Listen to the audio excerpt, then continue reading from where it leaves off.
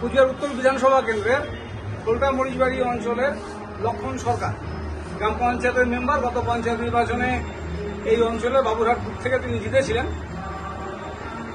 গত পঞ্চায়েতে যারা মানুষের সমর্থন পেয়ে জয়ী হয়েছেন, আমরা স্বাভাবিকভাবেই সেটা মেনেই নিতে পারি যে তাদের সাথে জনসমর্থন আছে এবং মানুষ আছে তাদের সাথে।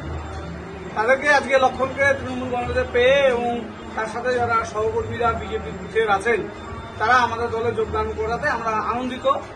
তো তাদেরকে নিয়ে আগামী দিনে দলে যাতে সঠিকভাবে কাজকর্ম যায়, তাদেরকে সঠিক সুযোগ দেওয়া যায়, সেই চেষ্টা যেমন আমাদের থাকবে এবং লক্ষণদেরও দায়িত্ব থাকবে আগামী বিধানসভা নির্বাচন 2026-এ আমরা এই বুথ থেকে যাতে ভালো ফল নিয়ে আসতে পারি সেই দিকে তারা সচেষ্ট হবেন, এই আশা এবং প্রত্যাশা।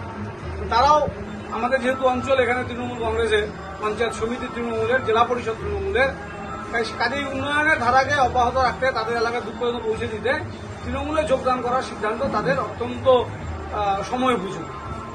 অন্যান্য যেমন পঞ্চায়েতরা বিভিন্ন জেলা থেকে যোগদান করছেন, তার সাথে সাথে লক্ষণকেও আমরা স্বাগত জানাই। আমার বুথের সাধারণ মানুষের উন্নয়নের স্বার্থের জন্য আমার অসুবিধা হচ্ছে। এখন আমি যাতে আমার বুথে পরিষেবা দিতে পারি, সবাই আমাকে বানাইছে। আমি আগেও টিএমসি আসছিলাম, আমি মাঝখানে হয়তো একটু